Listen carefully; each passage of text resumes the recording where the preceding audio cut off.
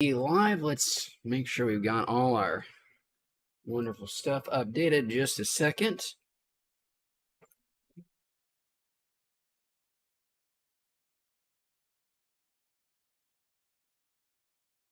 Okay, just a second.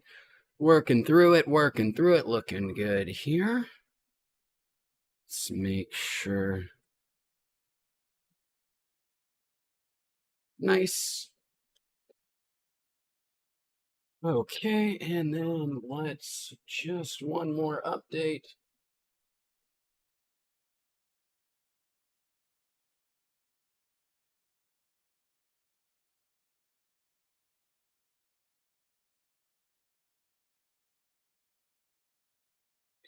Neat. All right, we are here. King Yeti, welcome. Tony, good to see you again. D Murray, welcome. Thanks for joining us. Hello, everyone. Let's get ourselves started with some weed before we move into the Splatoon. And you know what? Let's do a little bit different today. Well, I always have to start with the dog treats to get them a little bit chilled out. Now we're going to do not the volcano to start. We'll get to it. There she is, right there. We're going to do a little, it's been a while. We'll do a little Mighty. I don't think I've done any on stream recently. So let me go get my capsule, go get some dog treats.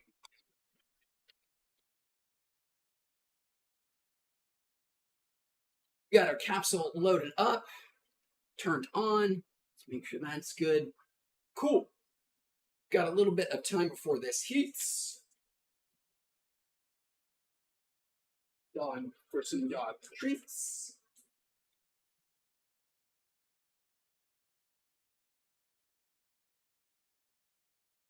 Take it.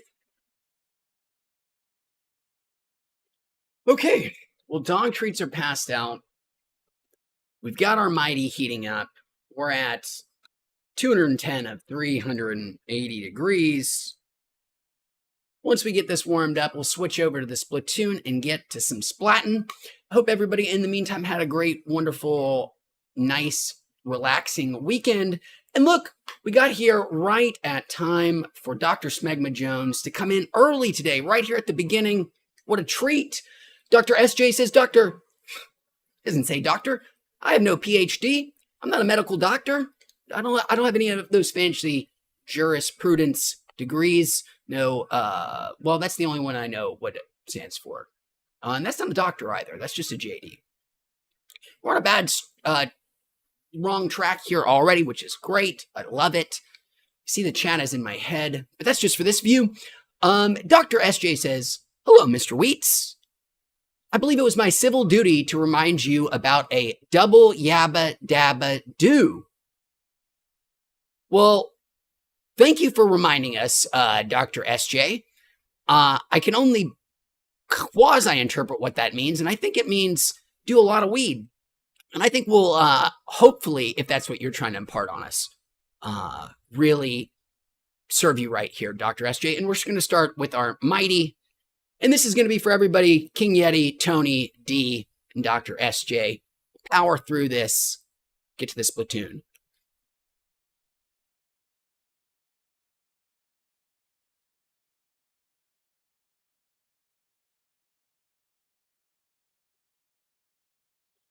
King Yeti asks, Dr. SJ, did you hear about Adriana Chechnik breaking her back? Is this the Twitch streamer? I know you addressed that to Dr. SJ, but I am curious now too. Is this the poor Twitch streamer who broke her back at one of the big Twitch, I guess it was TwitchCon itself, in a foam pit? Hopefully, some people are going to lose their shirts in some lawsuits if that's the case. Those things are extraordinarily dangerous. Even in the most robust of safety protocols, and it seemed like that one's pretty shittily designed, and a lot of probably alcohol around as well, and makes for a really terrible situation. And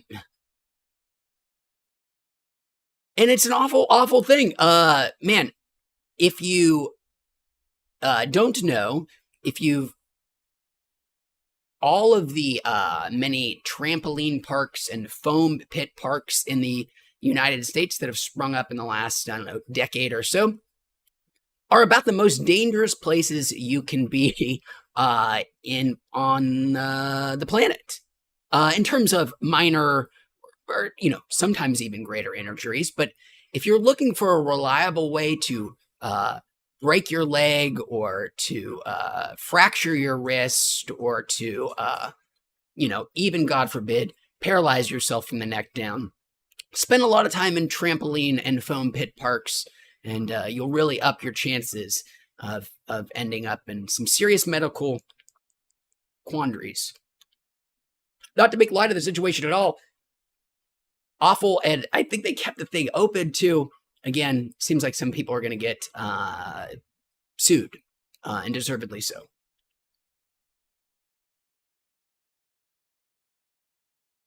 Welcome, Carl. Good to see you. Riri, welcome back. Hope both of you gentlemen had great weekends. Good to see you both back here hanging out. And we're going to get to the Splatoon. We're going to do our mighty first. Thought I'd change it up. I got a passed out dog. A little too much Frisbee earlier. All right, go on, buddy. Go lie down. Okay, almost done here.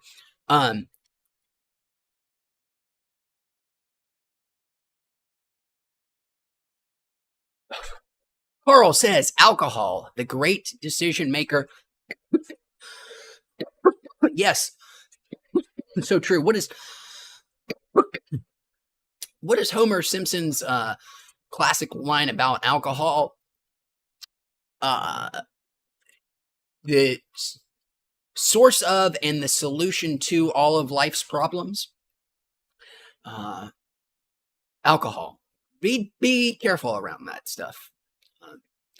I don't consume it myself, not because I don't particularly like the effects of alcohol societally, but mostly just because it makes me sick. But obviously I have no problem with intoxicants. Anyways, this brings up a question that I'm never quite sure of, and maybe some people out here can elucidate in the chat. What does it actually mean to break your back? What is being broken, actually? I think this streamer had a rod put in or something like that to, mend these issues. But obviously you're not severing your spine, which is how you end up paralyzed, quadriplegic or paraplegic. So when somebody breaks their back, a thing you hear all the time, and then doesn't actually end up paralyzed, what actually is happening there medically? What is being broken? What is being referred to? Is it like a cracked vertebrae that doesn't actually sever the spinal nerves? I don't actually know. It's probably a Google away, but I have never actually bothered to look it up.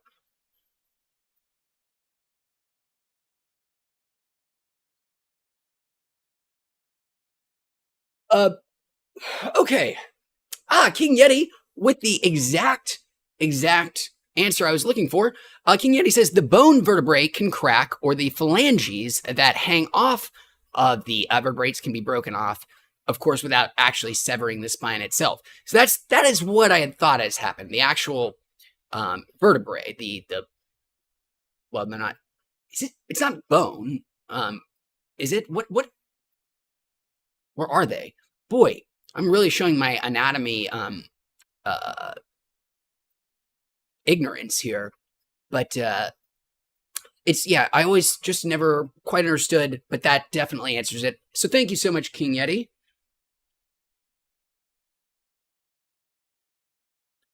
And if you guys will excuse me 1 second, I have to reply to somebody professionally for a moment. Rude of me. And then we'll get to Splatoon like I promised. Here we go.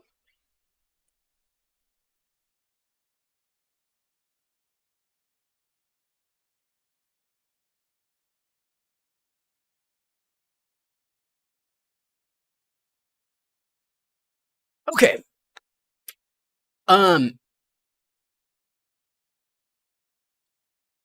And King Yeti further specifies it's cartilage discs between bone plates.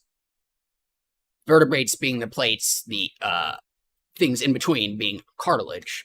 The very, what would you say, bone-like substance in our bodies that can act as a structure for things to build and support other things, but is actually not bone or skeletal in any way. It's what sharks are made out of.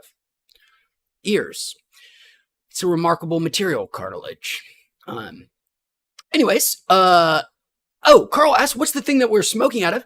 This, guys, is the Mighty. I actually use it all the time, but I haven't really used it on stream as much. It is also from Stores and Bickle. It's the same people who make the Volcano, and it is excellent. I don't know how much I've shown it off or talked about it here. It is a totally portable vaporizer, much like the not totally unlike the Volcano. It's battery powered. It's got a little 12-volt input here. It's got a battery that lasts, I don't know, maybe 90 minutes of constant use. And the coolest thing about it, it is a primarily a plant-based vaporizer, but you can actually use concentrates with it, and I'll show you how in just a second. So it has this disconnectable mouthpiece here, which is where you're going to put your plant material. But the neatest thing about it is you can actually, ahead of time,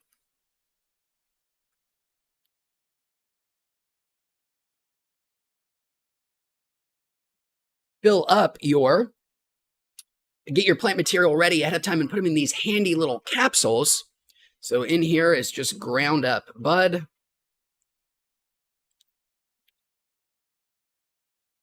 There's our ground up bud. And these just go slotted right into the top of the Mighty.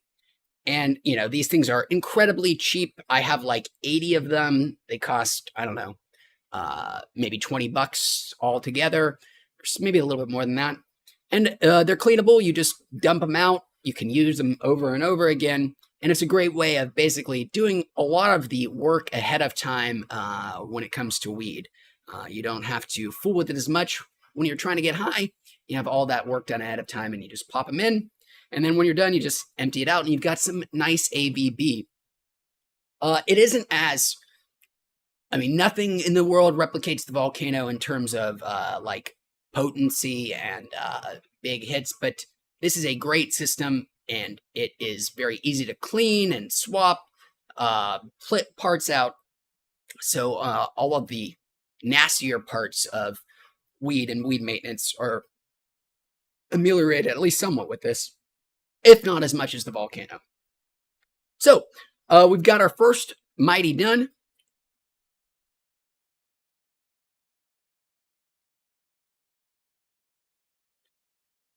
Carl asked, about how much does this cost? I think the Mighty, like all of Stores and Bickle's things, German engineering doesn't come cheap. And I think it's $300, maybe $250, something like that. I've had mine for over 2 years now. The battery is still fantastic in it. And it is totally versatile if you want to do concentrates. They actually have systems designed, like dosing capsule designed for concentrates as well. So you can swap back and forth between the two. If you're in the market for a good portable vaporizer, it's excellent, but you will pay a little extra for it, being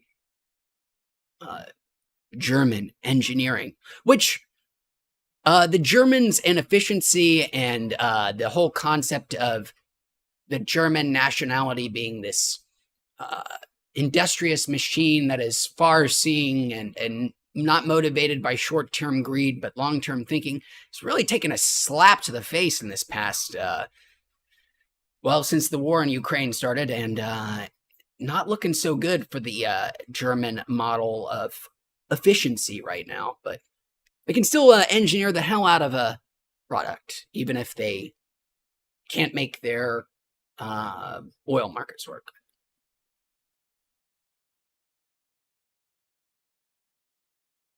He says German cars suck.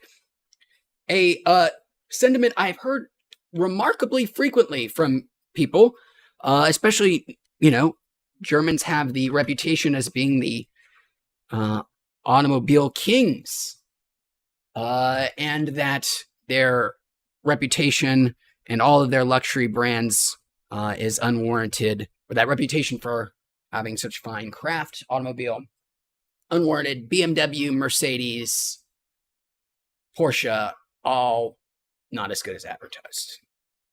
Which I hope that's kind of true, I don't think I've only ever purchased a new vehicle once in my life.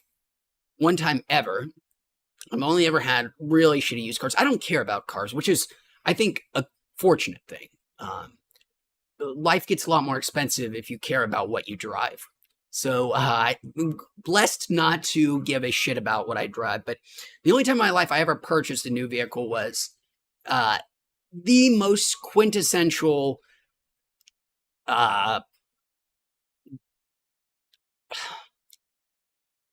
I'm loath to say it, but I will, like, pedophile van ever. It was a plain white utility van with like rolling doors on the side and no back seats at all. Brought it brand new from the Ford lot, and it was my favorite vehicle of all time. I bought it to haul dogs and board games and a bunch of other shit. It was incredible. It's a Ford Transit Connect, and it died in my like one big traffic accident I've ever been in. And it's a sad day for the Transit Connect, but probably a good day for my reputation in society. I no longer drove a creepy white van around town, but you gotta love him.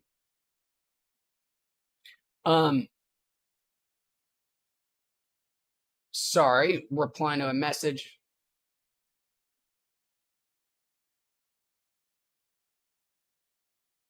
Okay, all right. Now, Stephanie, welcome back. Stephanie, so glad to see you. Thanks for being here. Let's get ourselves our first volcano bag and then actually move over to the Splatoon as promised. Here we go. Volcano inflating. And then let's switch over. Here we go. Games. There we are. And it is now lobby time.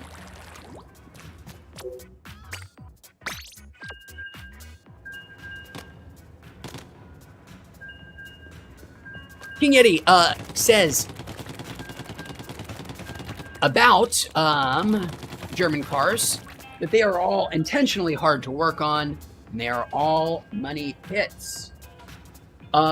Well, especially from the view of somebody in the United States, where all of the parts and things that are needed to maintain those cars have to be imported, and which makes them, already expensive parts even more expensive because you have this import-export taxes on all of that shit, and inflates the maintenance costs of cars that are already inflated in price.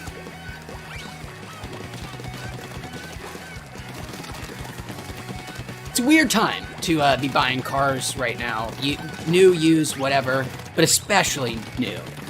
And especially if you want a even mildly trendy kind of vehicle, you're going to be paying through the nose to get it. Nice.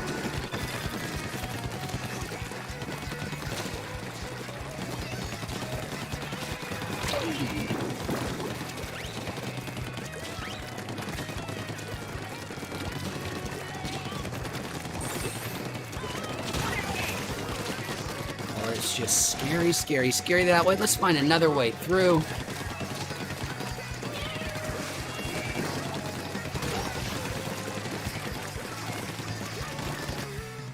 Aw, buttholes. Anyways. Yeti, which super appreciate all of this. Oh, he used to sell cars. So it makes sense that he is so knowledgeable. He gives us this advice, which really genuinely appreciate, King Yeti. Toyota, Honda, Lexus, Acura, newer Mazdas in that order. Well, there is something to be said about Toyotas and their global domination for many, many years in sales. People love Toyotas because they retain their value well, they're easy to maintain, easy to find replacement parts for. There's a reason they have the reputation that they do. I have a Mazda, but it is not a newer Mazda. And it's okay.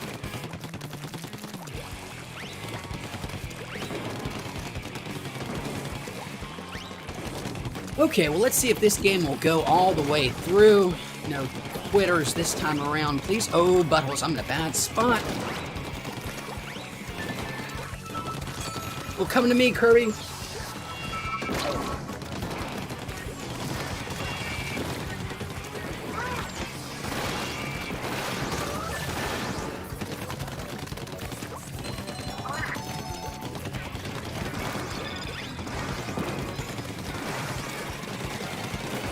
Trizuka user. Amazing snipe by Big Boss, sniping me in mid-jump. No hate.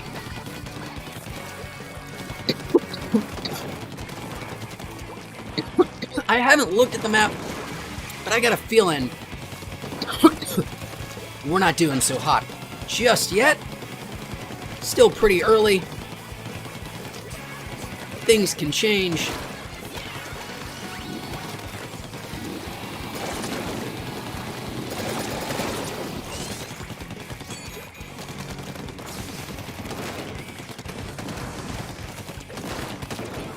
I'm getting hemmed in by two snipers.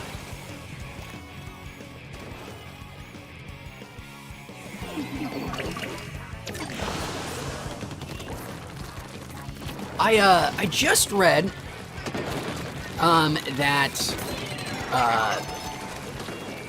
Mazdas and Kias, especially those made before the year 2001, are so easy to steal, and basically in such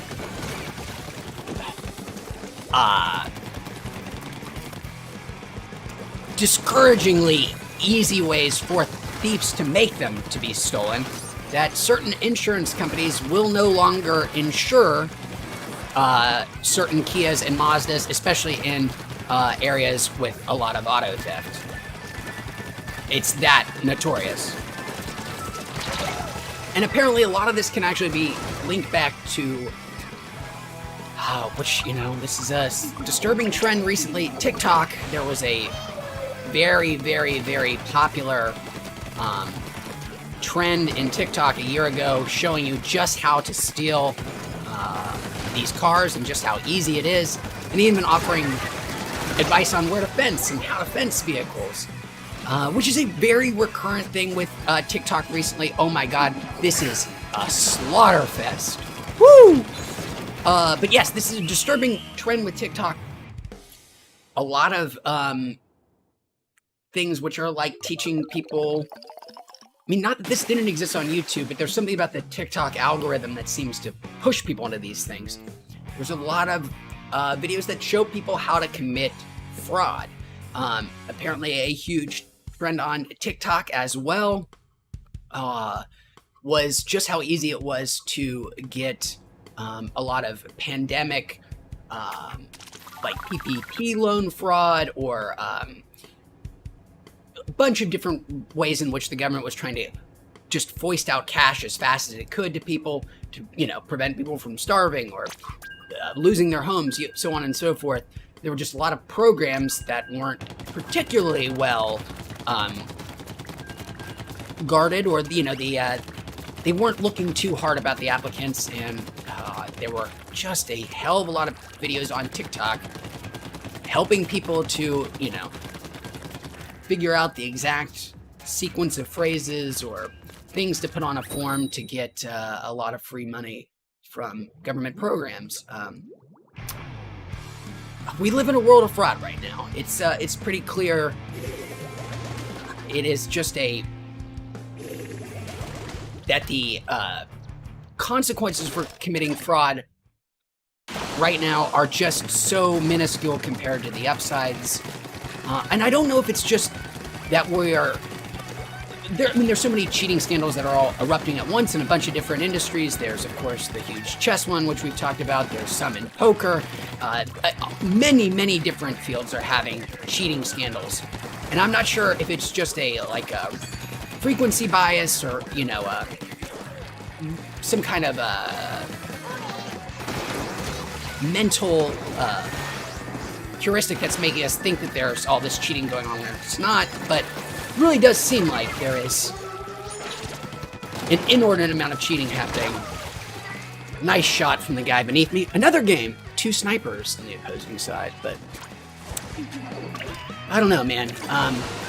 It doesn't seem like a good thing to be living in an era of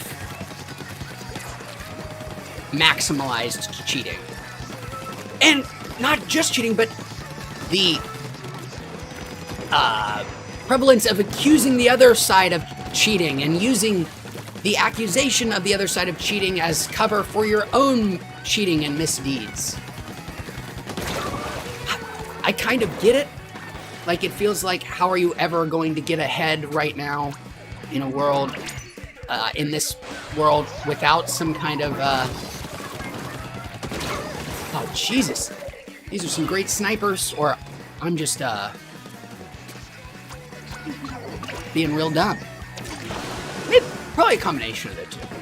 Let's be a little bit more careful. I don't need to rush out there. Well, that didn't go over so well. Time to be even more careful.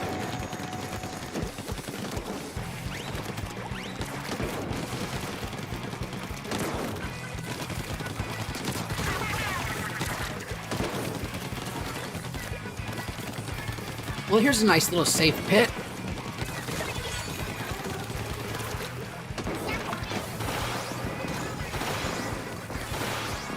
I got a lucky snipe there, or a lucky bazooka on a sniper. And he's hiding in a bubble shield. Well, that's good, that's good. Is it, where are we at? I'm not sure. Is it possible? Dare to dream? Oh, it would have been nice had I made it up there, wouldn't it? Oh, God. Dare to dream.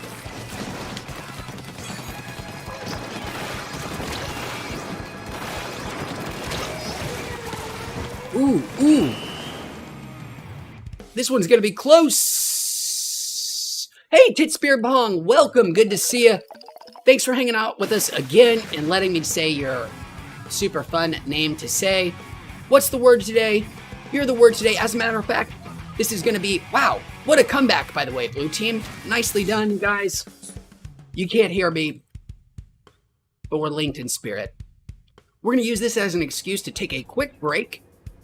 We got to do our second bag, and we're going to do this one for our good friend Tits Beer Pong. Just a moment. Going to hit that stop button.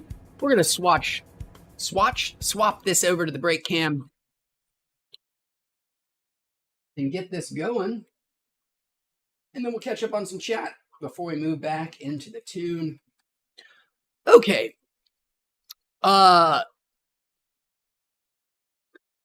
King Yeti dropping even more car knowledge on us. As we were talking about with the Kias and Mazdas, the brand new Kias can be broken into using a USB charging cable.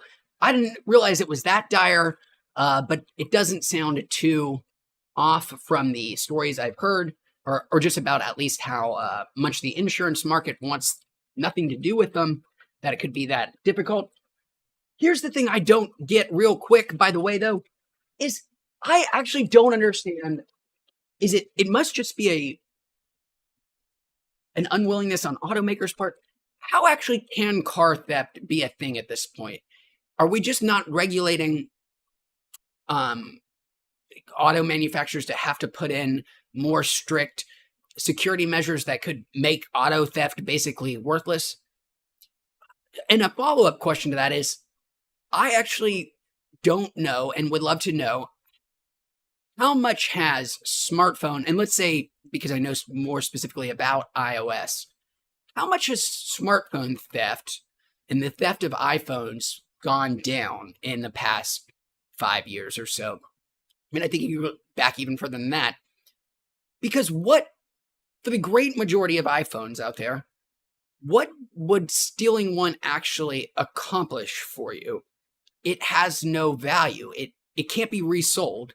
It you have Unless the person is the very rare person that doesn't actually have any kind of passcode or any additional security measures on their phone, which is exceedingly rare, especially on Apple products, which tie like Apple Pay and so many other things into having some kind of, biometric or passcode tied with your account. Like, what is the point of stealing an iPhone? Can you still sell it for a decent amount to somebody who's going to rip it apart for parts and sell those? I just don't know. And when it comes to automobiles, like the same thing sort of applies. If somebody steals a Kia, you could so easily make a very similar system in a car where you'd have to have some at least rudimentary bio, a face scan, a thumbprint reader, whatever, before the car could be unlocked. And so why haven't we implemented those? And then if we did, how much would we expect that to actually reduce car theft? Because if somebody still steals a Kia Soul, what actually do they do with it? I don't know. I assume it doesn't end up back in a used car shop, right? I mean, like a used car lot immediately, because that the police know if a car has been stolen. That VIN is out there as a stolen car. There's so many things that are tied with it being stolen. So are all used cars just, I guess, turned into scrap ultimately? I don't know. So sorry. It was a long question that you guys are not at all responsible for having to answer, but curious.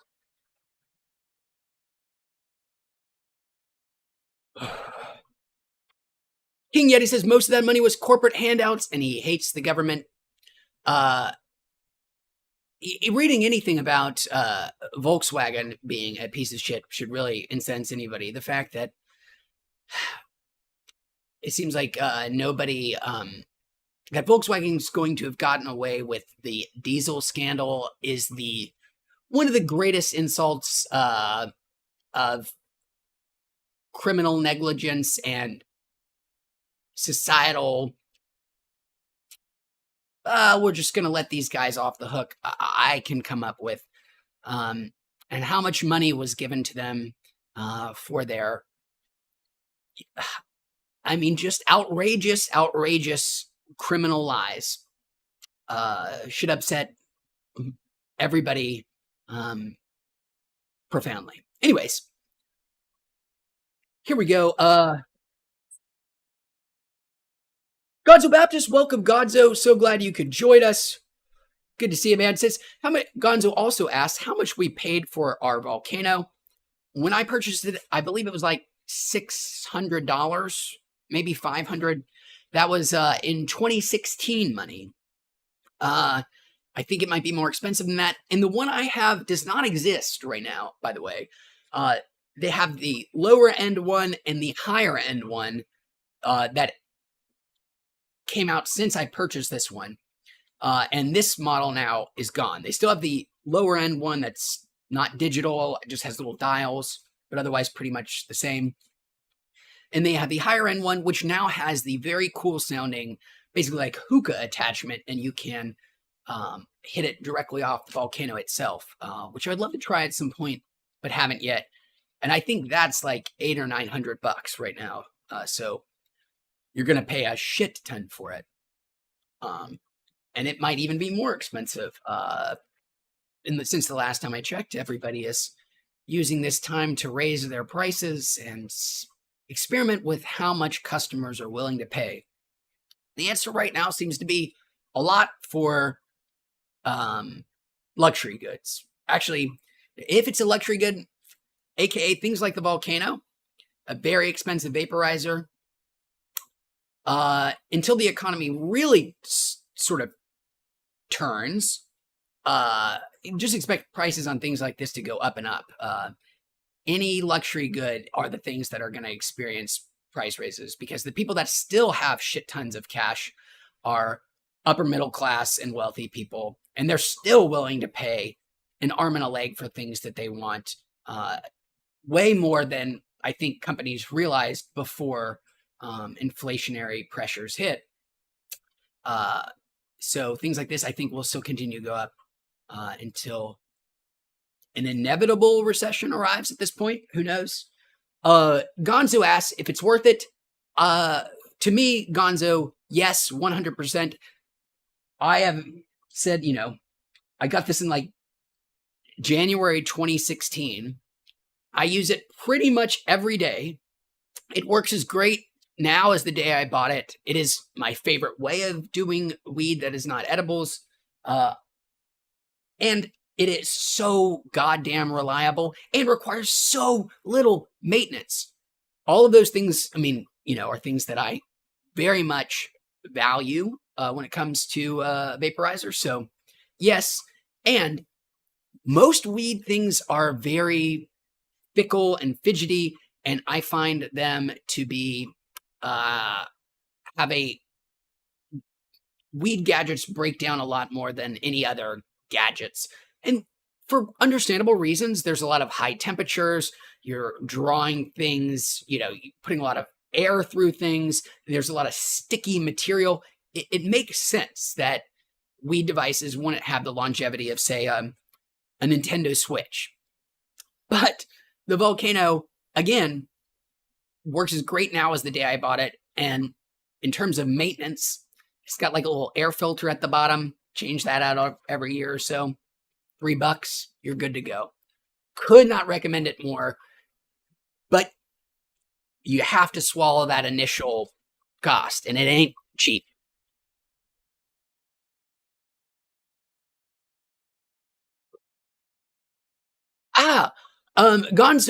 Tony Dace. Tony says that he recently learned about Unit 731, another reason humans need to go extinct. Unit 731, if you are not aware, is, and then we'll switch it over back to Splatoon. Unit 731, though, is the and correct me if I'm wrong, Tony, Japanese unit in World War II that was mostly stationed in China, that performed many of the biggest atrocities of the war. In some ways, really, not that it is a competition at all, but doing even more horrific things than what the Nazis were doing in Germany or Europe at the time. The Japanese were doing to the Chinese. Depraved, utterly depraved. Just, you cannot believe somebody could have done this to another human being, or even conceived of doing this to somebody else. Happen on the regular. Don't Google it if you value your moral quietude this evening. Eric Nephron, welcome, Eric. Good to see you, Eric. So wonderful for you to be here. Thanks for being here. We're going to switch it back to some Splatoon, as I keep promising. We're in some really dark territories or topics right now. Oh, right. Got to do this part. There we go.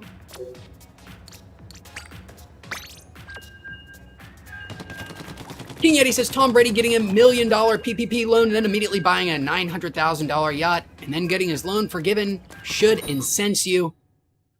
King Yeti, that's the tip of the iceberg in that story of the things that should incense you. The current Mississippi governor firing the prosecutor or inspector general, I can't remember which, who was in charge of looking into this whole scandal, firing him for AKA being too political. should make your blood absolutely boil. I have no doubt that Brett Favre's going to get away with it. After, you know, a couple of, maybe a year or so of being the public villain, he'll get a chance to rehabilitate himself somewhere, somehow. He'll get his invitation to Dancing with the Stars. If he wants to go mainstream, or if he wants to make a lot more money and doesn't care about being a villain for a large part of the country, which probably doesn't seem like that's going to bother him too much at this point. He could, of course, go the, I'm going to get interviewed on Joe Rogan route and become a conservative icon and talk about all, you know, become a victim peddler and go on and on about how the Democrats ruined his life here for nothing and blah, blah, blah, blah, blah. And that will work as long as he just says liberals enough. I assume he will do one of those things, or he will be given the opportunity to do one of those things very soon, because that's the way all of this works.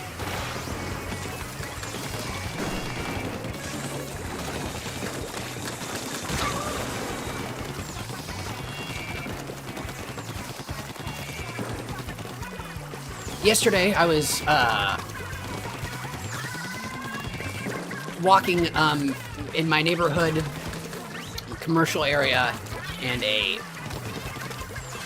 there was a little organization set up talking about how this organization they were trying to convince people to sign up for, or just donate money to, is going to be the organization that really, you know, gets America back on the right track and believes in strong conservative values and really has the nation's best interest in heart. Was the Boy Scouts of America was trying to get me to give them money. And I can't think of, I mean,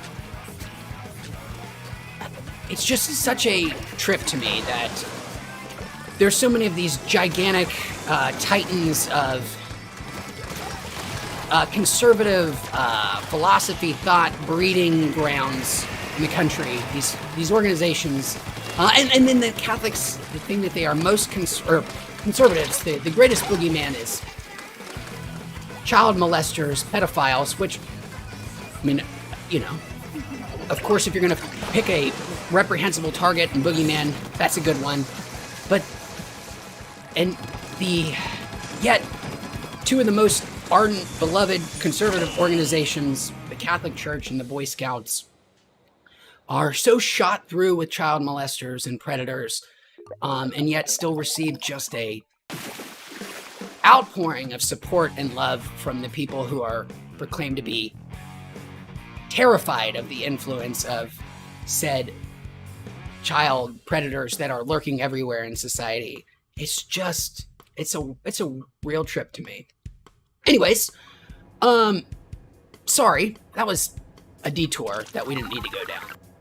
But, Boy Scouts shouldn't exist, let alone be out there asking money for people, promising to, make America a better, more wholesome place. Oh shit. No, we're in a good lobby. We won that one. That's the judge.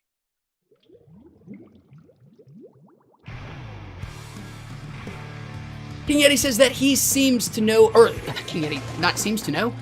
King Yeti knows people who have 20-year-old volcanoes. I know that as well. I've seen some ancient-looking ones out there.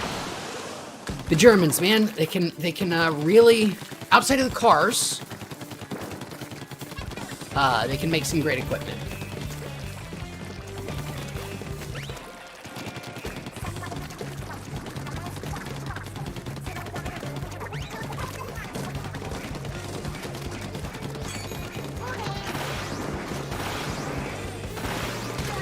Ooh, I did get him. Just barely.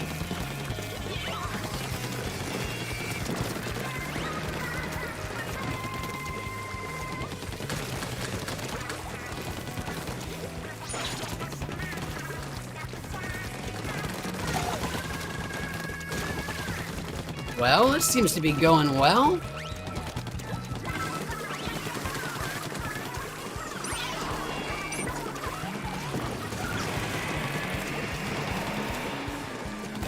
Oh, I got some with my bomb.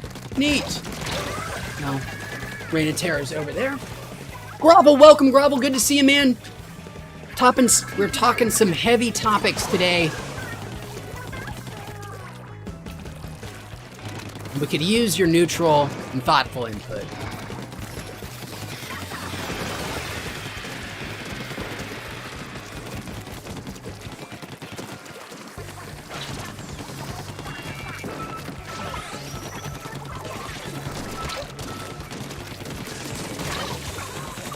Uh-oh, getting missiled.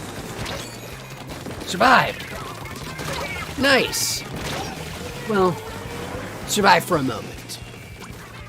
Looks like we're still winning, but not comfortably anymore. Hopefully I don't die as soon as I get out there. Looks very possible. I think there's a dude hanging out down there. Nice. That's gonna be nice.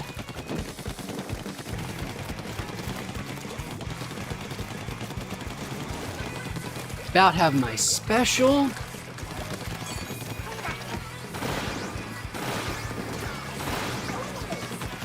Cool beans. Okay.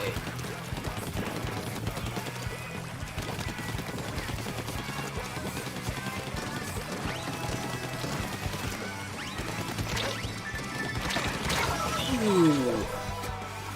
Oh no! Oh no! They are now ahead for sure. I actually was totally unaware what was happening behind me.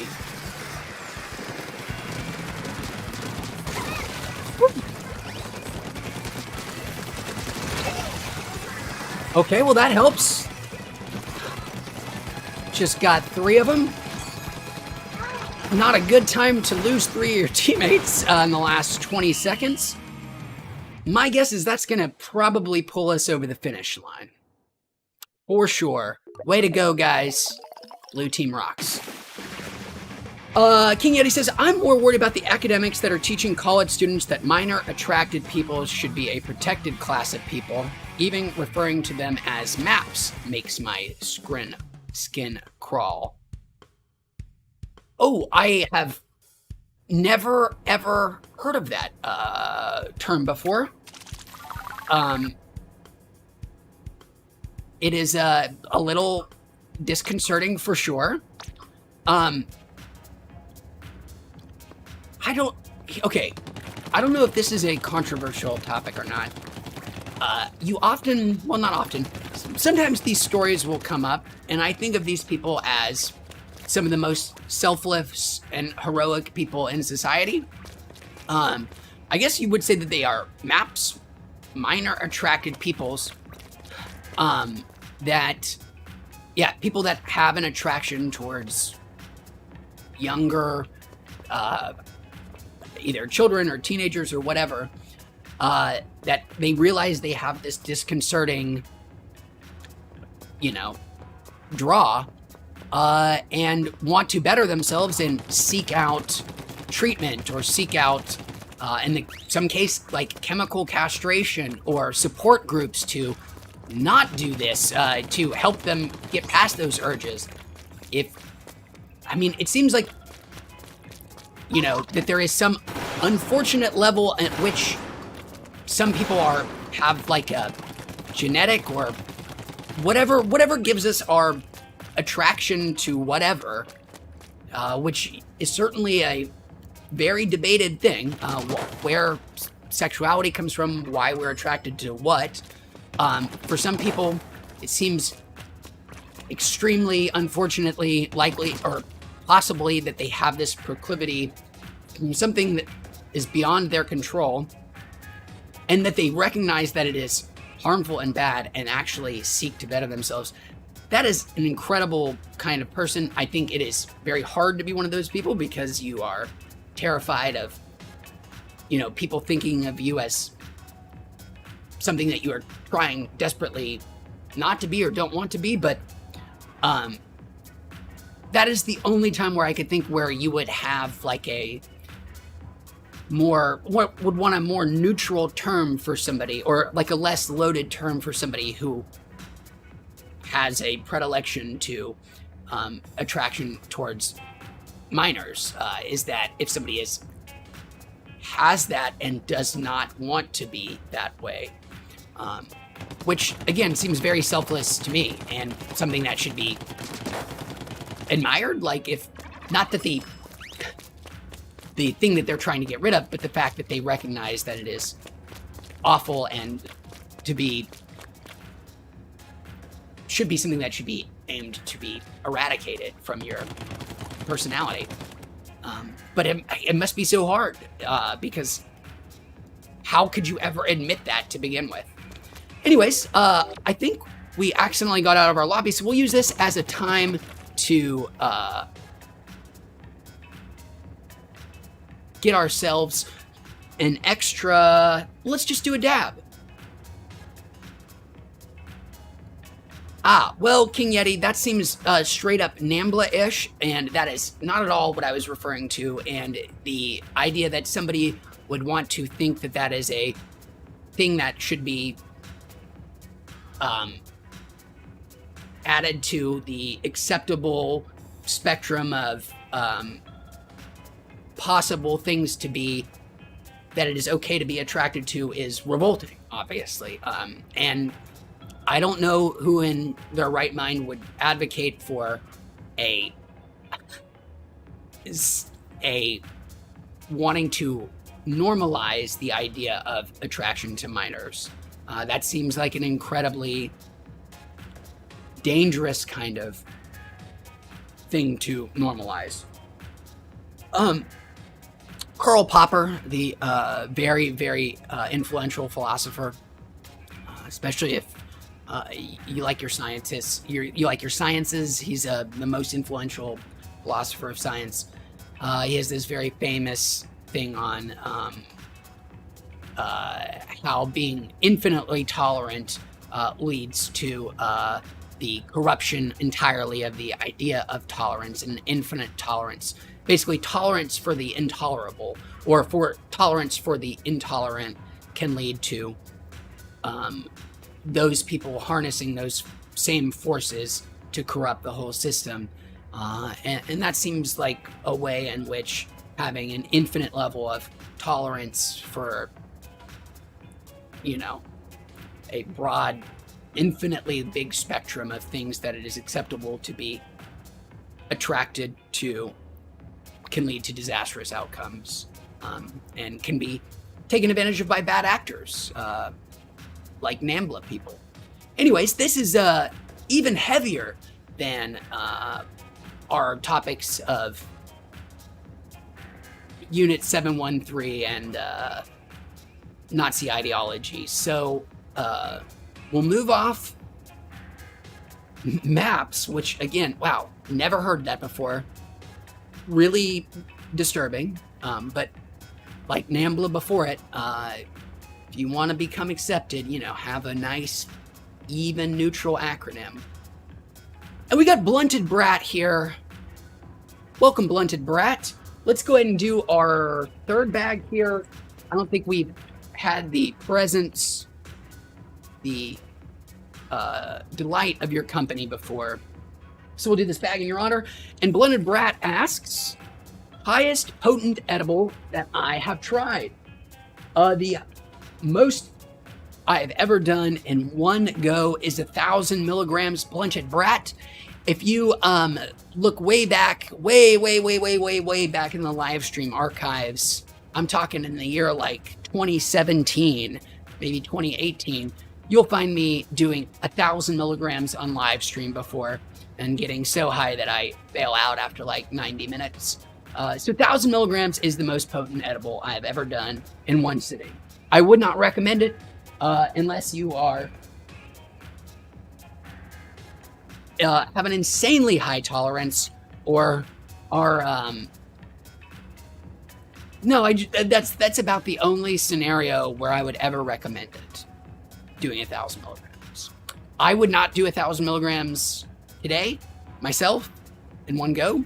That was a different era back then, where there was much higher capacity edibles freely available.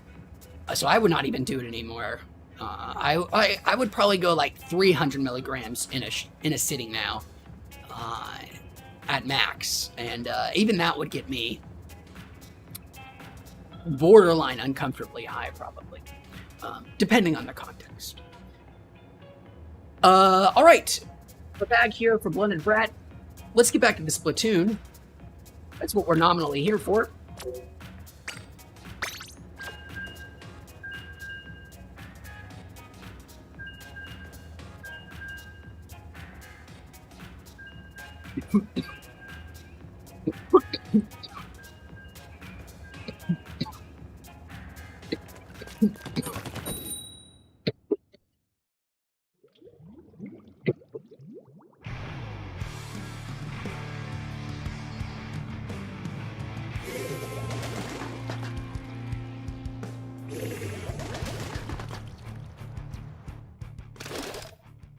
All right, well, here we go. Good luck.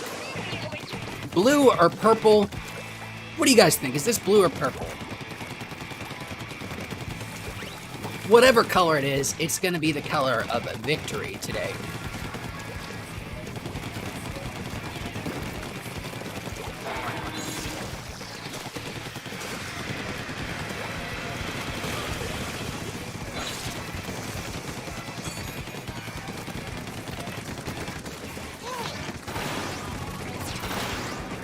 Well, missed all those. Whew! Thankfully, they missed all their shots, too. And still splatted from behind by Spare in the back.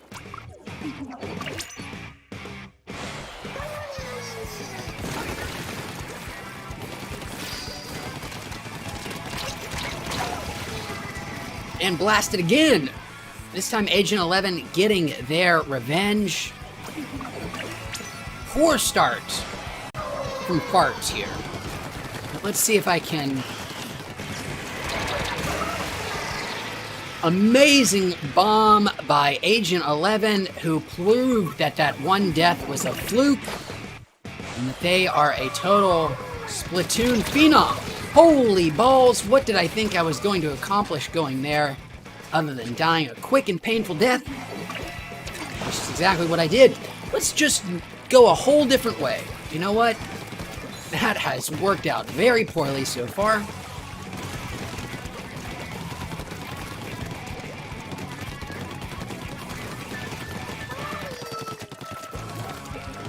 Well, come on, Pooh Boy. Hang out with Mr. Fart. Dr. Fart. Oh, balls. I know you're over there. Oh, shit.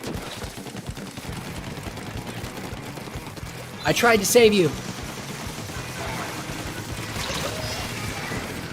And that's what I get for not going out. Oh, this is starting to be grotesque looking.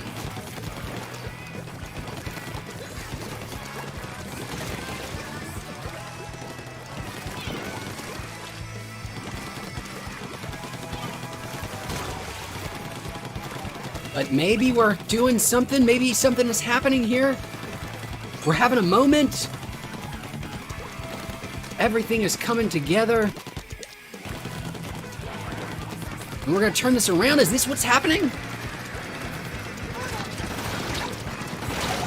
No, that's no. Oh no, that was not what was happening. We were not having a moment. I was just over in Dreamland. Totally hallucinating by myself, having this idea that there was magic happening behind me, but it was a nightmare. You can't win them all, that's for sure.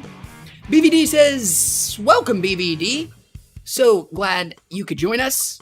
Also, King Yeti says it was purple, which I think that's right. BVD, welcome. So good you could join us. Thanks for being here. And King Yeti is peacing out for the moment. Oh, and he recommends Jimmy Dore, an honest progressive that is on point with his news coverage. I'll have to check out Mr. Dore at some point. Sorry, Purple Team, I really let you guys down there. My bad.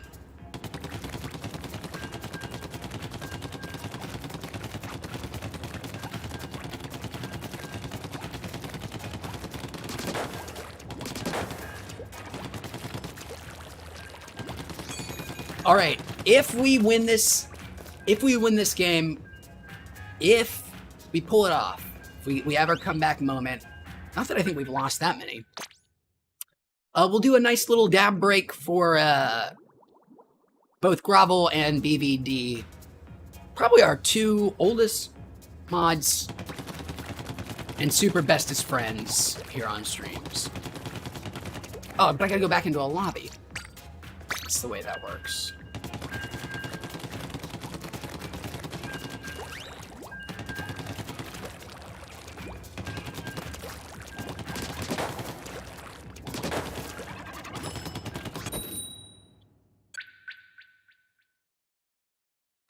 Oh no. Well, the server seemed to be falling apart. Give it one more try.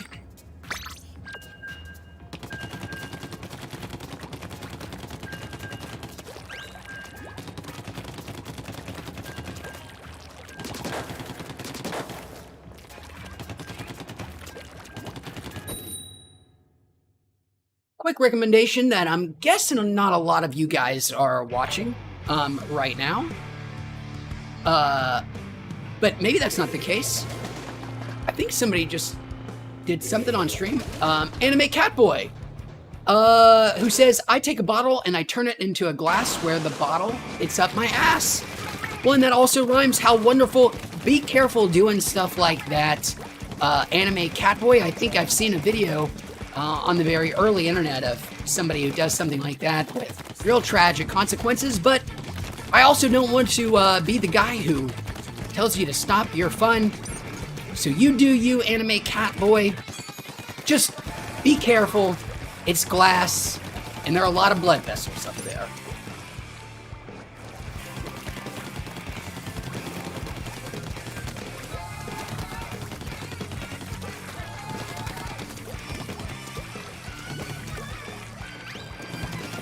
Ah, it's a fake bottle, in that it's not actually glass, or it's not actually a bottle.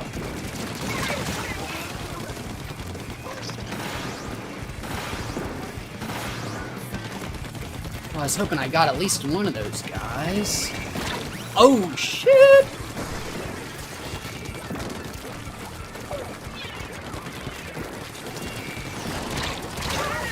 Ah, yes, recommendation. It's not actually glass. Okay, well that's good to know. I'm glad you are being very careful about what you stick up your ass, Anime Catboy. And he says that his name is a cover-up, meaning it is a disguise, like you're not actually an Anime Catboy, which would be really disappointing. I thought I was speaking to the actual Anime Catboy, but who are you then if you're not actually Anime Catboy?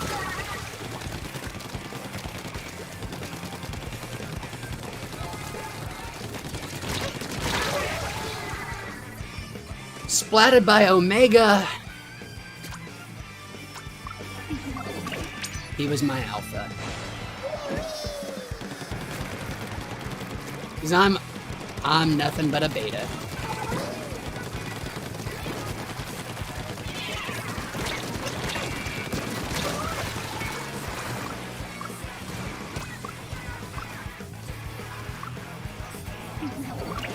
Anime Catboy is actually an Octoling girl.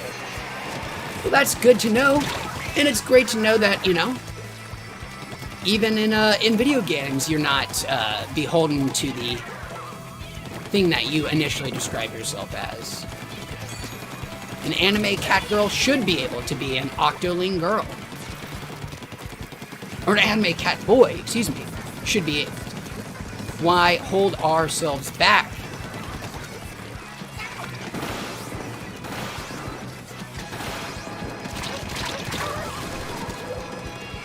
Looks like we're doing okay. Go blue, go blue.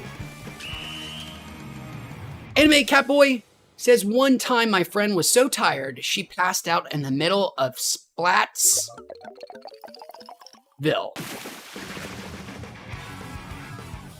Well, that sounds like a bummer. I hope she's okay. Hope there wasn't anything dangerous that she fell on. I don't know if you're referring to her avatar or her person in IRL, but passing out, it's a dangerous thing. Believe me, I know I'm a man who is afflicted with frequent passing out spells. It happens to me all the time. Thankfully, not as much now that I'm older. I'm not sure if I've ever told this story or not. And also, I realized I was supposed to that match talk about a recommendation of something that I don't think you guys would be watching, but we'll use that, we'll pause that, and then you guys can let me know if I've ever actually told this story before. I do have a propensity for fainting, passing out. Pass out pretty easily for whatever reasons. But usually heat is related and locking of knees. The most embarrassing, and it must be out there. There is video evidence on a BBC documentary by a BBC documentary crew of me passing out while they were filming. I will try to be as vague as I can here for biographical detail reasons. But there was a time in my life where I was a laboratory technician in an entomology lab, a lab that studied insects primarily. And we raised colonies of a certain species of invasive fire ants to the area, Solenopsis invicta. And the BBC was doing a story on this species of fire ant and how destructive they are, and they heard our lab bred them, and they came to get some footage of said fire ants. So they came to our place, and I was helping them get set up and in our lab, showing them around, and then they get to the part where they're interviewing our professor, and she's showing them stuff with these ants, different things about them, and I'm in the background standing out of the way while she's talking to the camera people, and we've shut off all the AC in the lab and turn off all the fans to help with sound issues and all that great production stuff. And so I'm trying to stand as quiet as I can in this lab that is heating up rapidly under these very bright studio lights, no AC.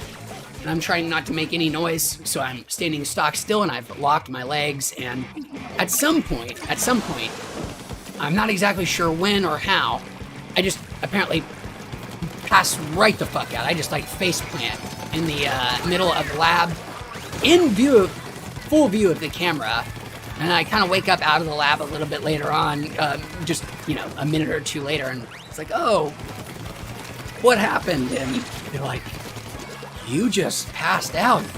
Are you okay? I was like, oh yeah, that happens from time to time. Sorry, I should have mentioned it before.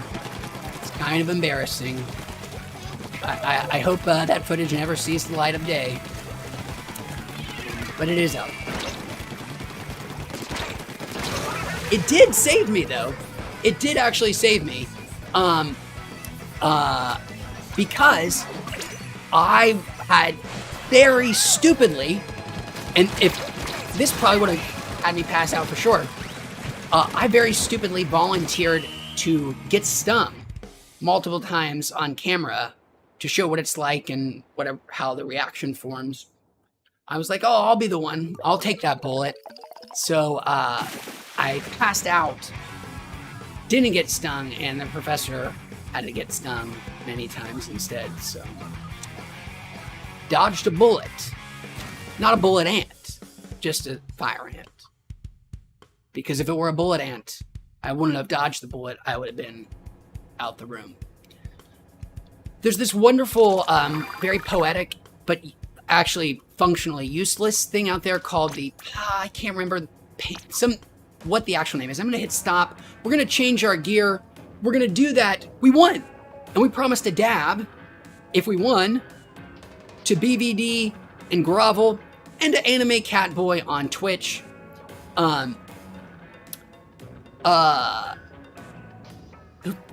for hanging out with us. And then I'll tell the rest of my story about passing out, but I think that might be it. BBC, passing out, getting bitten by fire ants, or not bitten, stung. But they do bite first.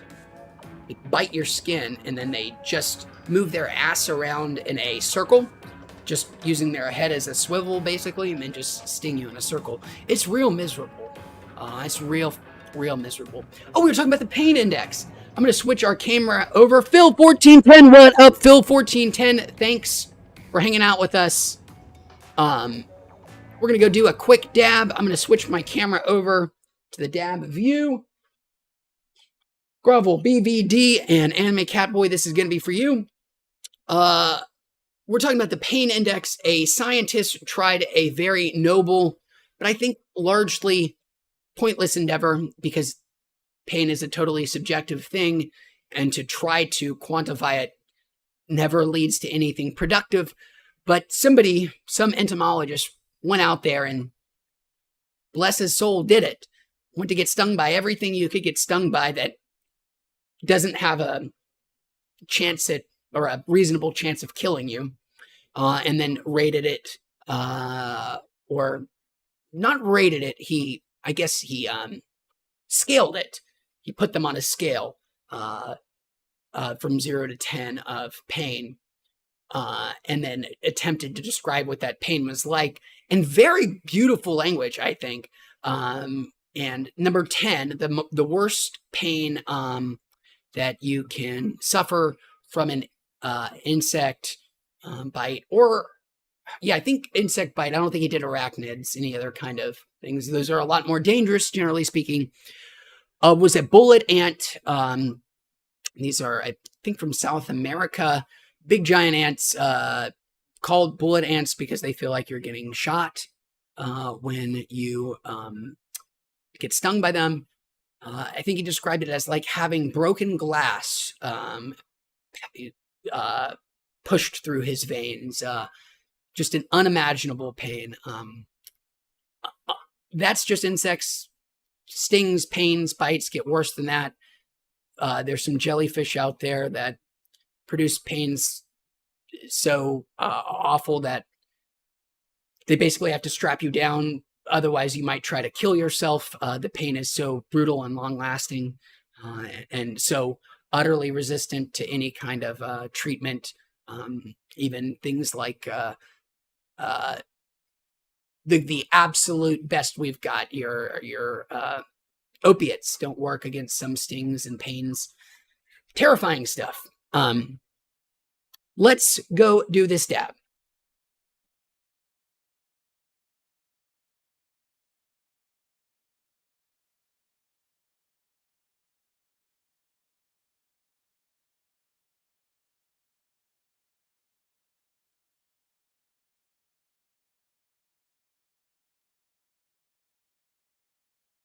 Here we are. Thanks so much for watching, guys. Let's keep playing some Splatoon. We're having a great session today. Talking about insect stings. We're talking about maps. We're talking about Unit 713. Playing some Splatoon. This dab's for you guys. Here we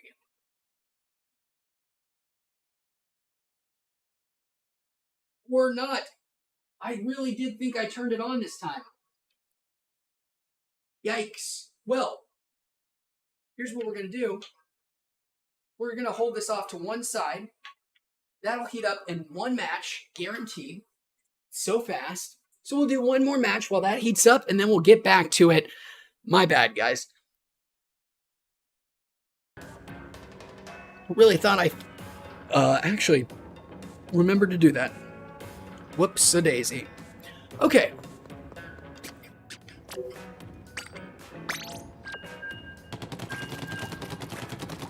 Bill1410 says fire ants are brutal. Yes, they are. Absolutely gnarly motherfuckers. Man, ants are just so wonderful. Just crazy, insane. Just so many marvelous things about ants. All of this is speculative. There's just no way of knowing, but it is speculated that the majority of the biomass on Earth,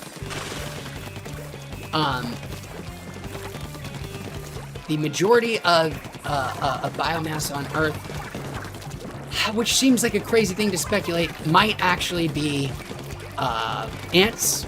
There might be the most weight of life on Earth is ants. Almost certainly that the most amount of animal life on Earth is ants and ant colonies. There are almost definitely more ants alive than any other creature on Earth, and maybe even by several orders of magnitude. One of my favorite kind of ants is called the Argentine ants. These are ants that basically known to form in the U.S. at least one giant supercluster, one basically genetically identical supercluster in the U.S. Meaning that this Argentine ants, every Argentine ant in the U.S. for a time was related to every other one. It was one massive, huge, nationwide super colony. You could actually take an Argentine ant from like Kentucky and drop it in a colony in Vermont, assuming that Argentine ants were in all of those places. And that ant would just pick up its role and do its job in that new colony, no questions asked, because it was the same as any of its other brother or sister colonies out there. And the fact that we still don't really have a great, satisfying explanation for how hive and colony systems fit into an evolutionary construct. I mean, there are plenty of decent sounding theories, but nothing I think you could point as totally conclusive as to why or how these things would form. I don't know, but they're just endlessly fascinating.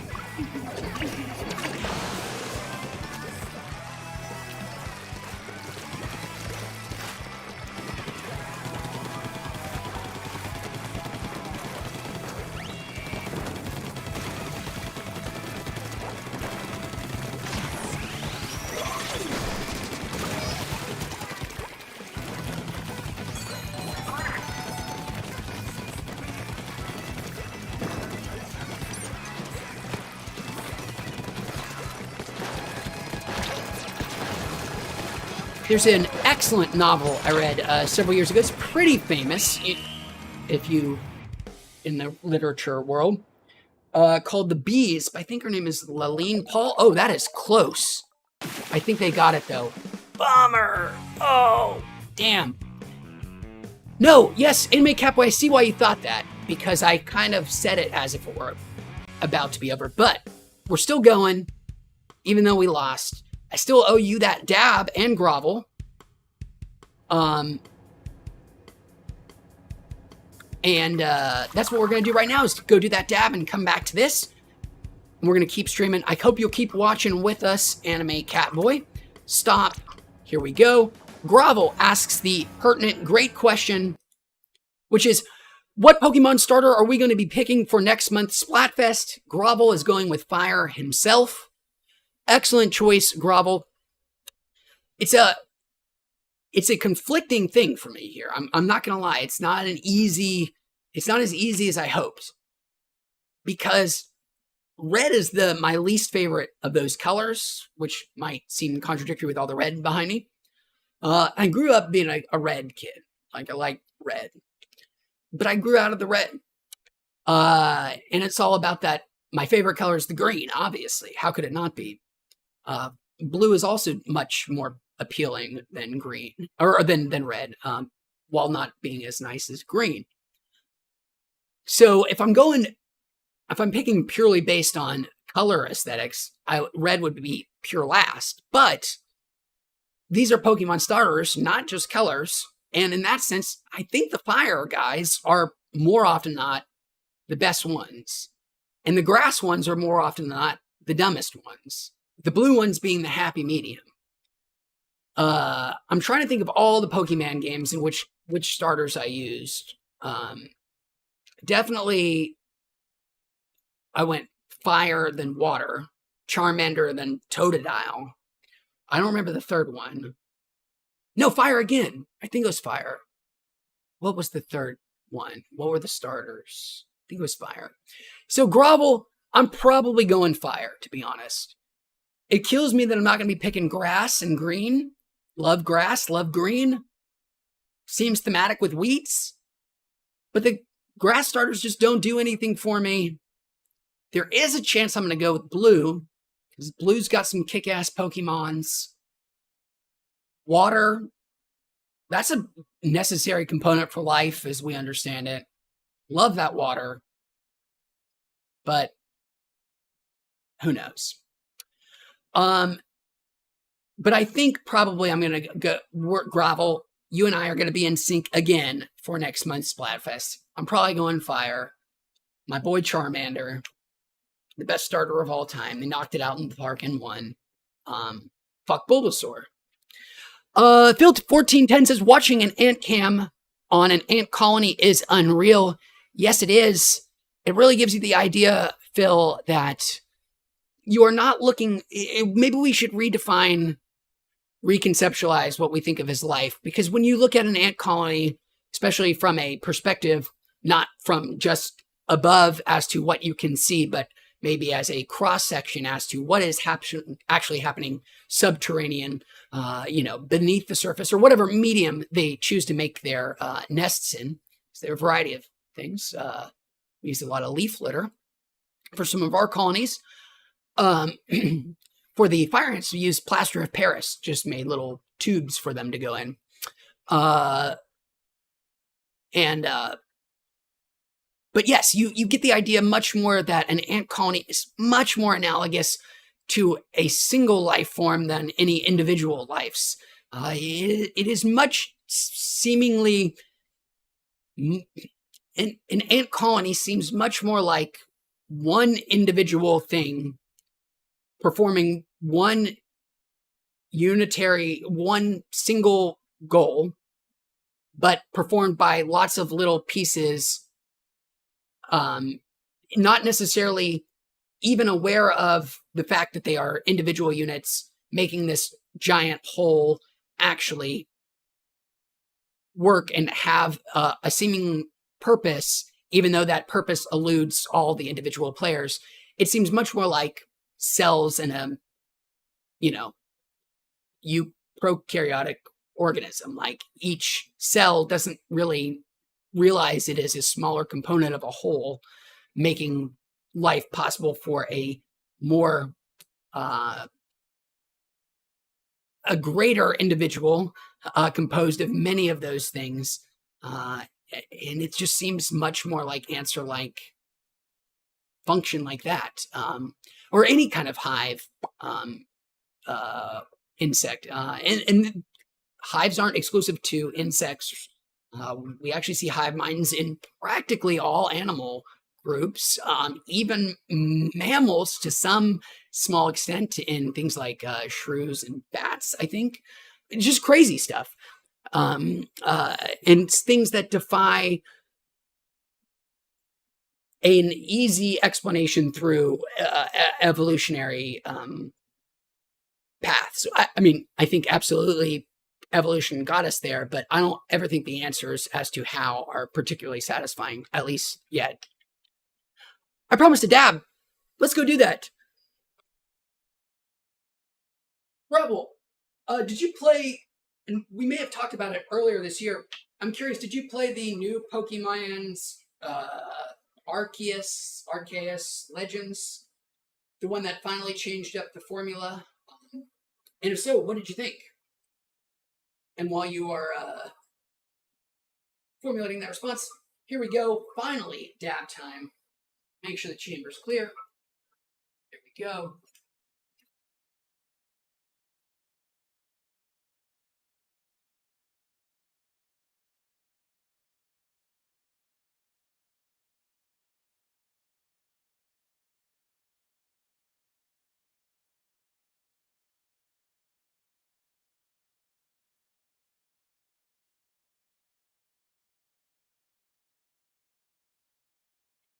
Okay, that needs a cleaning out.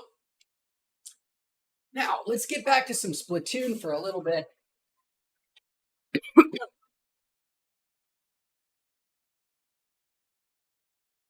As we get our fourth bag from that oven, who we're going to dedicate to a 1410 and his suggestion that everybody check out an ant cam, which I'm sure there are incredible ones out there on YouTube. Some people have some amazing ant colonies set up. And you can watch ants do all those cool things we were just talking about. Uh-oh, looks like Anime Catboy experiencing some grief. What's up, Anime Catboy? Got you all flustered. Oh, right, I gotta go into the lobby. Here we go. Excuse me. And switch it up over here.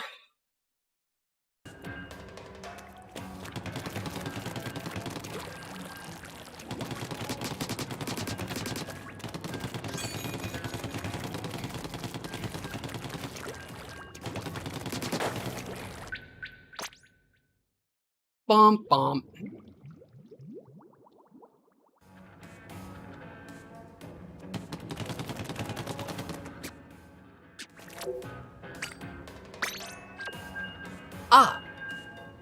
I did promise recommendation. Everybody's watching their Lords of the Rings and their what's the Game of Thrones one called? Something Dragon, something something. I've been keeping up with the Lord of the Rings. I haven't done the Game of Thrones yet. I assume I'll do it at some point. But bubbling in the background at the same time as those is not She-Hulk, but that's been pretty fun too. But ignoring that too, also bubbling in the background, more unnoticed than all of those running at the same time. I think just having wrapped up last week, I think I just have that last episode to go, is the Apple TV original, which if you don't have an Apple TV subscription, my God, there's so much really good stuff on there. And I don't even watch Ted Lasso. And I think it's still like $5 a month. And it always seems like they're offering 6 months free from some promotion somewhere. Great stuff on Apple TV Plus, including Bad Sisters, this show that is just about out. A very Irish show about 5 sisters who kill the husband of one of their sisters, who is a really despicable dude, and it is the story of them trying to get away with it. It's incredibly funny for a show with such a grim premise. It's got amazing performances, a lot of amazing Irish accents. I watch it with subtitles on, and I ain't too scared to admit that those accents are pretty thick, even though they are super charming. If you're in the mood for something nice and light, but also, the central meat is, or central thrust of the story, murder, it's deep enough to give you a something to latch on to. Murder. But if you like comedies and you like great accents, but you think that period pieces suck, check out Bad Sisters. It's great. It's on Apple TV Plus. Stars Sharon Horgan, the star and writer of the incredible Amazon Prime comedy from, 5 or 6 years ago called Catastrophe, starring her and Rob Delaney. But Bad Sisters, super funny, super charming, 10-episode miniseries on Apple TV.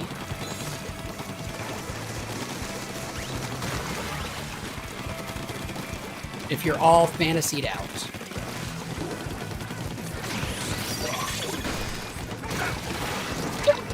No. Ooh, close, close. This is a super close one. Come on, blue. I think we got it.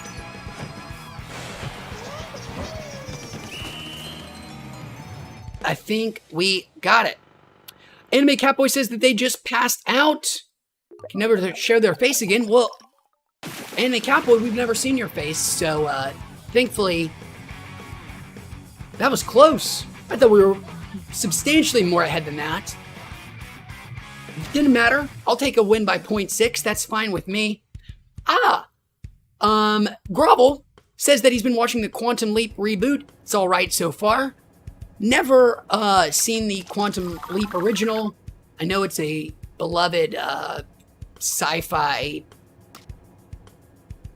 or very famous, at least beloved TV sci-fi experience from what, the 80s, late 80s, early 90s. Haven't seen it, but have heard that the reboot is kind of fun. Always down for some more big budget sci-fi stuff. Lord of the Rings, speaking of big budget, which I have been watching, rumored to be the most expensive show ever made, and definitely looks like it. I've said that before. It is insane, the budget of that show. It is mind-boggling at points how much money they have invested in it. Even if the show itself is mixed in terms of quality. And Grovel says, though, that the original Quantum Leap still holds up. Well, maybe at some point I will have to check it out. It is like a guy who looks into a mirror and then he goes to a different universe or something. I don't 100% know the premise. It's Scott Bakula. That's maybe all I know. And maybe I don't even know that.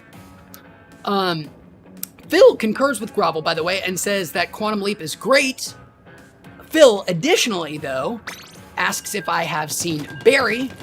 And, Phil, I'm very happy to report that I have seen and love Barry. Masterpiece of a show. Third season ends on a how are they going to go from here type point, but I have no doubt we'll come to some satisfactory conclusions. One of the best directed shows on TV right now for sure is Barry. Much of it directed by Bill Hader himself. What a talent, that man.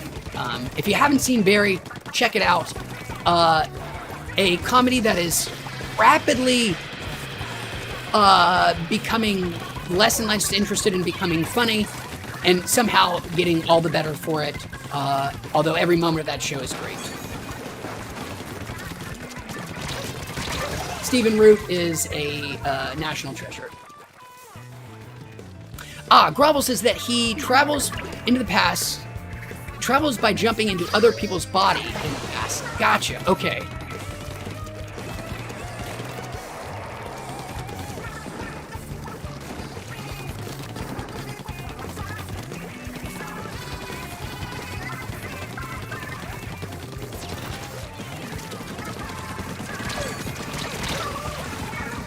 Barry is, there is so much going on in Barry that it's kind of a wonder, the show.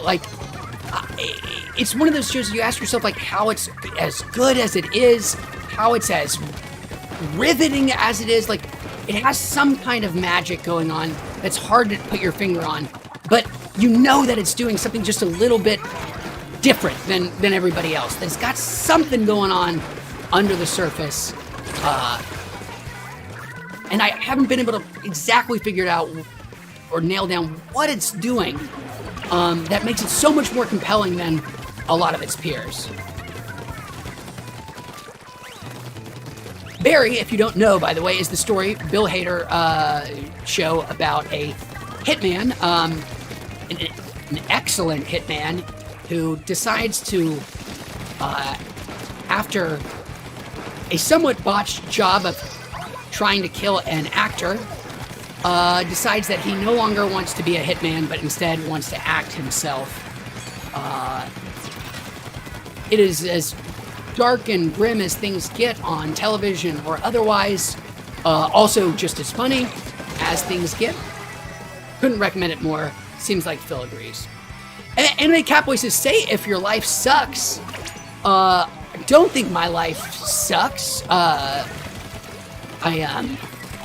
think I'm pretty lucky, but I'm sorry if yours does, though, Anime Catboy. Not that, you know, anybody's life is free of any hardships or troubles, but I can't say that my life sucks. I can definitively say I think that the world might suck, and that I personally might suck. That I can say conclusively. While I personally do suck, my life does not. Which, privilege, I guess. Phil14 says that he heard NoHo Hank might get a spin-off. Well, 14, Phil, I cannot be... You've really got my heart racing. NoHo Hank is one of the greatest characters on TV as well. He is a person that Barry was originally at odds with and then becomes a on-again and off-again ally. A Chechnyan man, or at least in the show he's Chechnyan, with alopecia. And is as unique a character as you're ever going to see. Just nothing quite like him. I heard, by the way, Phil, that, and I don't know if this is entirely true, but that NoHo Hank was supposed to get killed in the pilot, but that everybody loved him so very much that Bill Hader basically wrote around their original ideas to incorporate him and keep him in the show. And if you've seen it, you can understand why.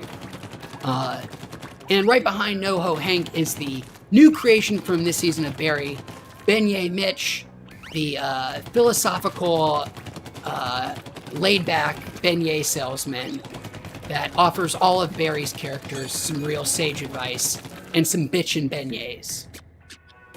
Let's do this back!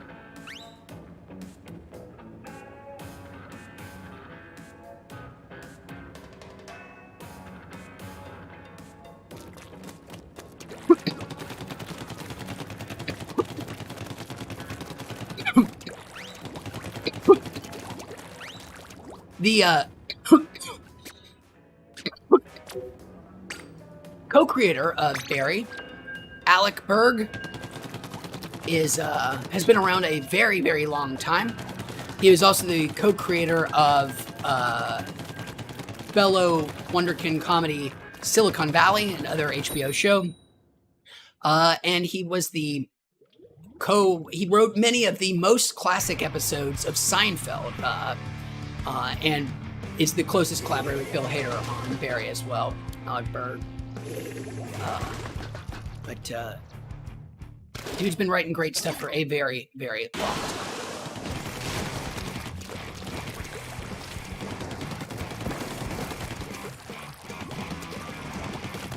time. While I'm here and while I've got a captive audience and while we're talking great media, it's been way too long since I've probably had the chance to rave about it, and it's basically a week is too long without recommending, I think, my favorite television comedy of all time, which I will explain a little bit better after I get wiped out here.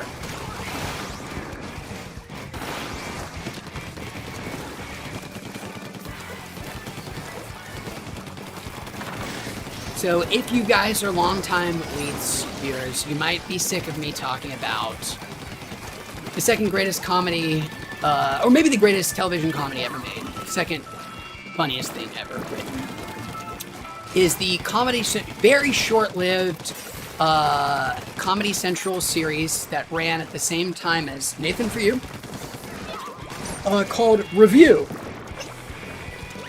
starring Andy Daly, a guy you will almost certainly recognize as I recognize that guy from somewhere.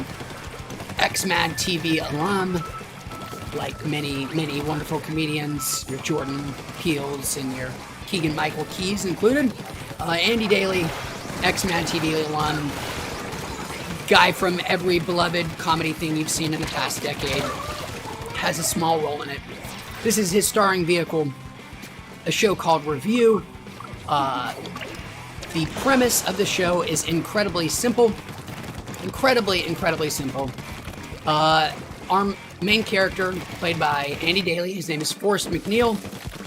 He is a former television and movie film critic who decides to expand his brand of criticism from not just film and television, but to all aspects of life. He believes that everything should be,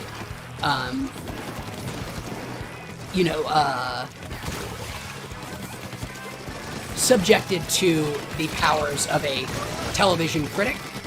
So he starts the endeavor, starts a show called Review, where he will review 3 different life experiences per episode based upon your user suggestions.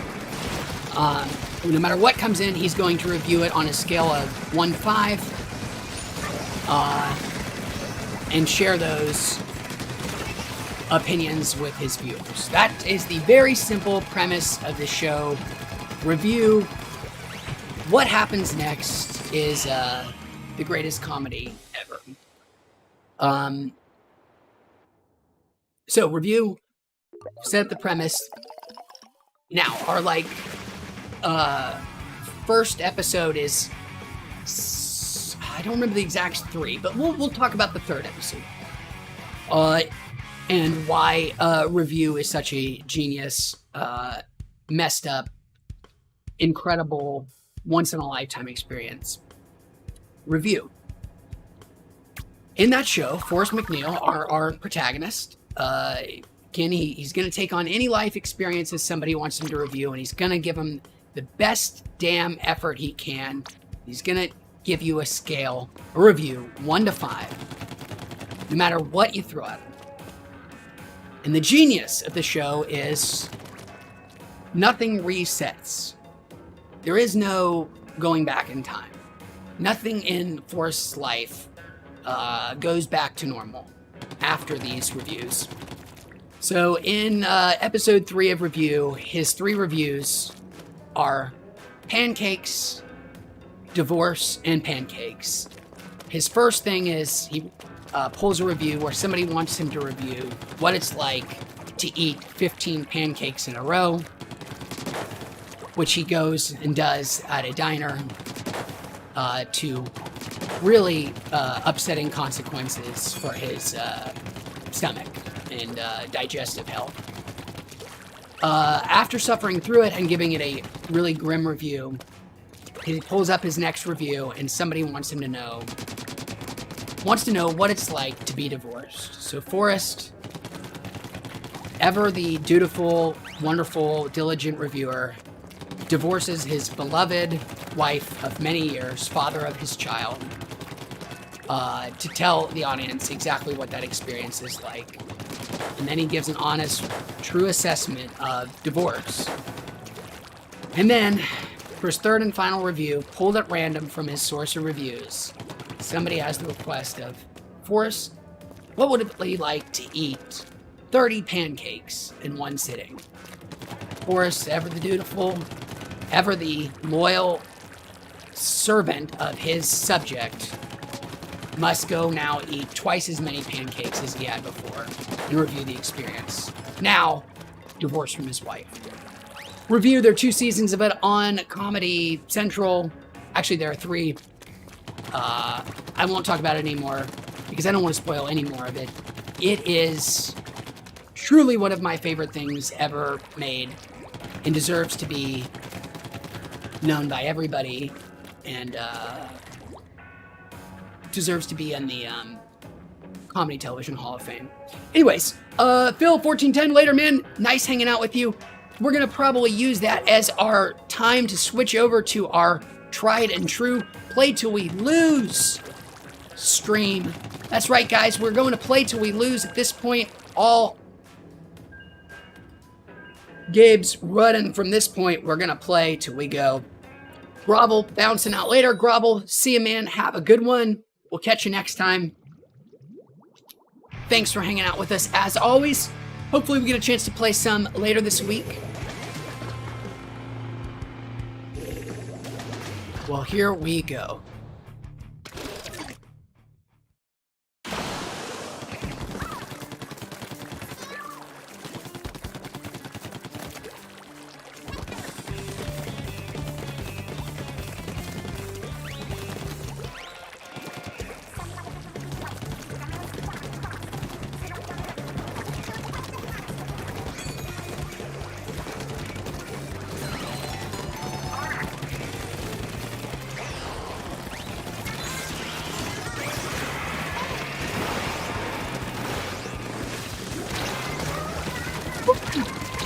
Well, they came and got their revenge, but we survived a little longer.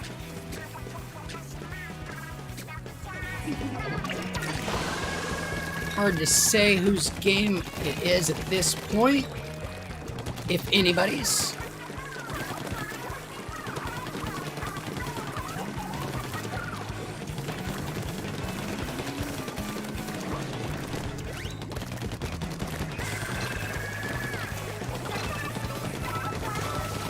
This is a huge map, and they are definitely pushing into our half of it. But they've got very little coverage on their own side.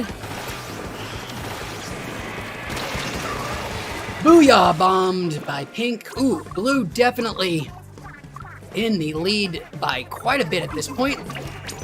See if we can't turn it around.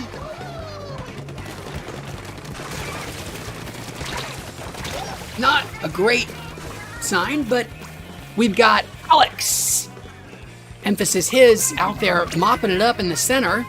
See if we can sneak next to him. Doesn't look like it. Looks like I'm gonna get wrecked. Oh my god, I survived somehow. I'd love to help you, teammate, but I'm gonna get killed. Sorry, Lil Nas. It is not looking great, but I wouldn't say we are totally down for the count. It is possible with some lucky splats that we could turn this around. But it's gonna take some luck. That's not gonna do it. Come in, Lil Nas.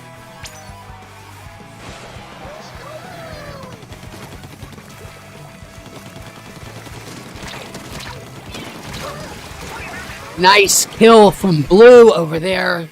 Wrapped me, laid a plan, executed it nicely. Made me think I was gonna get a free splat on a Blue, but instead they baited me and demolished me. Boy, getting killed here. I think that's gonna be it. Unfortunately, looks like we lost our very first one. Bummer. Well, you can't win them all, as we love to say. Anime Cat Boy, it's been a blast hanging out with you. Thanks for hanging out with us, man. Total pleasure talking to you about passing out and life sucking. And to everybody else out there, always a pleasure to hang out, play Splatoon, smoke some weed. We'll see you guys for our next stream, whenever that is. Hopefully tomorrow. If not, we'll see you on Wednesday. Take care, stay high, see you soon.